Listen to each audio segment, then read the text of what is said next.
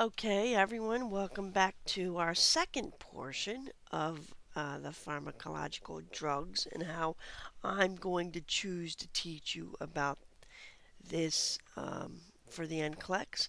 And now, notice on this slide, let's look at antihistamine drugs. Here's what our problem is. We talked about adrenergic drugs, which are stimulants, and I said that they end in OL and INE. Now we have a problem. Antihistamine drugs, the suffix ends in INE. So just commit some of these drugs to memory, okay? All antihistamine drugs end in INE. Uh, Adrenergic drugs end in OL and INE. So you're just going to have to look at the NCLEX question and decide, hey, am I dealing with a allergy or am I dealing with something else um, that has to do with cardiac or respiratory or something like that, right? So this is what I want you to commit to memory. Antihistamine drugs, suffix INE. Let's talk about the classification. What do antihistamine drugs do? Antihistamines reduce or block histamines so they stop allergy symptoms. All right, symptoms. The purpose of the antihistamines will work well to relieve symptoms of different types of allergies, including seasonal, which is like hay fever, right? Indoor allergies, such as like people who have allergies to mold, people who may have allergies to their cat dust. Okay, that would be an example of indoor allergies, and food allergies. So they will work to relieve the symptoms, but they can't relieve every symptom. So keep that in mind. So let me give you some common drugs that are antihistamines. Benadryl, which is pronounced for the NCLEX, it'll give you the generic name and the brand name. So Benadryl is the brand name, right? The generic name, if I can pronounce it, is diphenhydramine. Diphenhydramine. I'm not going to spell it. I'm not going to explain any more about that. The question is, look it up, okay? My point is, it ends in INE. So when you're taking the NCLEX, it's important to look at the generic name of a drug. I don't care if we can't pronounce it. All right? Most of the time, a lot of people can't pronounce these drugs. Just look at the generic name of the drug. Again, I'm going to try again. Benadryl. I'm going to pronounce it diphenhydramine.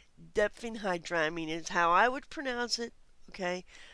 What does this drug do? It contains one of several antihistamines and is used for the temporary relief of seasonal and perennial allergies symptoms. It's oral or topical use. Okay, another famous allergy drug is Claritin. The generic name for Claritin is loratadine. Loratadine. Notice again, INE. What does Claritin do, or loratadine? It is used to treat the symptoms of seasonal allergies such as sneezing, watery eyes, runny nose, itching of the nose and throat. Claritin is also used to treat skin hives and itching in people with chronic reactions. Again, the important thing is to notice it ends in INE, right? Zyrtec is a very common drug that you will also see perhaps on the NCLEX. I will try to pronounce the generic name of Zyrtec. We can pronounce it cetirizine. Cetirizine. This is used again to treat cold or allergy symptoms such as sneezing, itchy, watery eyes, or runny nose. It is used to treat itching and swelling caused by chronic urticaria. What's urticaria? Urticaria, urticaria, urticaria is another name for hives. All right, so don't get thrown by these unusual names. All right, let's move along to another drug, Allegra, very common, right? Again, the generic name is fexofenadine. Fexofenadine. Fexofenadine. Again, look it up. INE is the important thing. That's what it ends in, INE. It's used to treat the symptoms of seasonal allergies such as hay fever in adults and children. And then we have the very famous, especially for children, triamenic, which is pronounced chlorpheniramine. Chlorpheniramine. Again, the important thing is that it ends in INE. It's mostly used for children, right? And it's used to treat runny nose, sneezing, itchy, and watery eyes caused by allergies, the common cold, or the flu. So see how these antihistamine drugs all basically do the same thing, regardless of what the drug is. The important thing is that they end in INE. So we know the brand names. We know Zyrtec, we know Allegra, we know Tramamine, we know Benadryl. But look at the generic name. The NCLEX will give you both. All antihistamine drugs end in INE. So, what are the common side effects of antihistamines?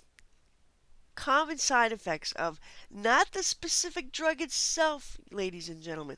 I'm talking about the classification of antihistamine drugs. Again, all drugs in the same class basically do the same thing. Okay? So common side effects are drowsiness, dizziness, restlessness, nervousness, upset stomach or constipation. And there are other side effects which aren't as common, but they are dry mouth. I'll give you an NCLEX alert here. If you come across a med and one of the answers is, choose the correct answer, and it has something to do with dry mouth, if you don't know what the med is, pick the answer that has to do with dry mouth, such as, I will chew gum to lower the possibility of dry mouth. That's usually the answer for the NCLEX. So pick that.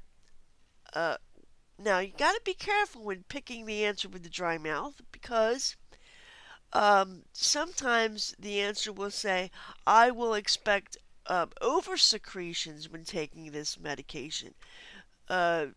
This never happens with meds. Meds usually cause dry mouth. So, NCLEX alert here, if you see an answer about something about the med causing dry mouth, more likely than not, that's the answer. Alright, so go ahead and pick it. Unless you absolutely know the side effect or the answer of the question in question. Alright? If you don't, pick the answer with dry mouth. So let's get back to my antihistamine drugs. Other side effects which aren't so common as drowsiness, dizziness, restlessness, nervousness, upset stomach, and constipation would be the dry mouth, the dry nose, the irritability, the difficulty urinating, and the blurred vision. When people start having blurred vision, irritability, we might want to think about calling the doctor. All right. Remember I talked about there's 3 reasons on the NCLEX you call the doctor. Otherwise, it's not the answer. And those 3 reasons were unexplained weight loss or gain, when an order needs to be clarified, or when you see critical side effects or signs of toxicity with medications. All right. So remember that for the NCLEX, most of the time, calling the doctor is not an answer unless those three things are happening. Then we do call the doctor, because the NCLEX is not testing your ability to call the doctor or pass the buck. It's testing your ability to nurse effectively and safely. And it's also testing your leadership skills. So if you have to call the doctor for every little thing, you're obviously not using your critical leadership skills responsibility. So only call the doctor when it's severe side effects or signs of toxicity. Now, what are signs of toxicity for antihistamine drugs? Okay, well, H1 antihistamines, which is what they usually are, poisoning toxicity is suspected in any patient who presents with delirium, sedation, seizures, anticholinergic symptoms.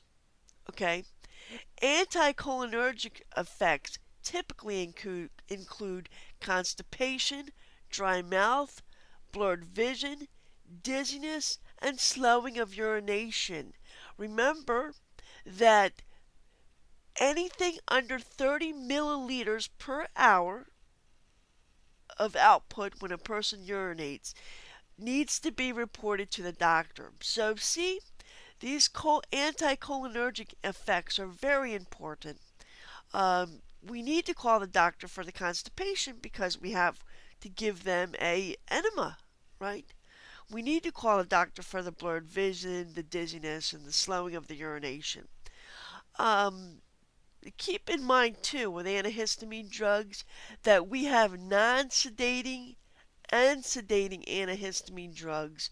So your non-sedating antihistamine drugs will not have as many of these signs and symptoms as your sedating histamines.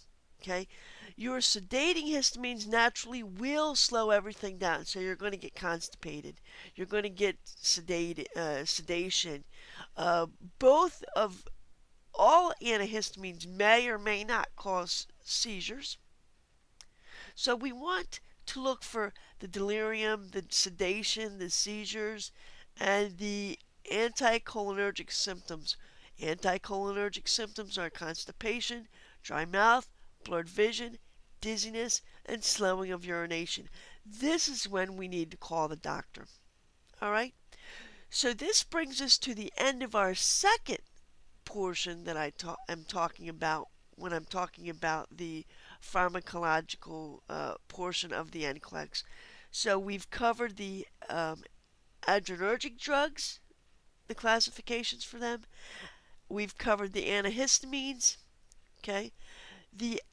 Remember that the adrenergic drugs are stimulants and an OL and INE. Not a problem. I already discussed that. The antihistamines end in INE only. The third class of drugs I want to talk about is beta blockers, because now we have another problem, because all beta blockers, which are a subcategory of adrenergic drugs, all beta blockers end in OL. Now I want to put beta blockers in their own classification because in the United States we have a very big problem with cardiac disease. So the next section we will be talking about beta blockers. Alright, so this ends the session for right now. And then the next session when we come back, we'll talk about beta blockers. Alright, thank you guys, and I'll catch you next time.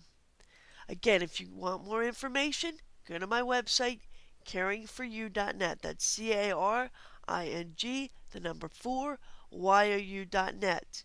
I have a lot of information. It stems from anywhere from free stuff to a $400 complete package review. So I basically have everything there to fit your budget.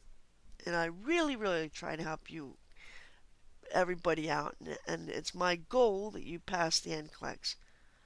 Alright, I'll see everybody next time. And thank you very much for allowing me to help you. Again, my name's Annalise Garrison. And have a good day.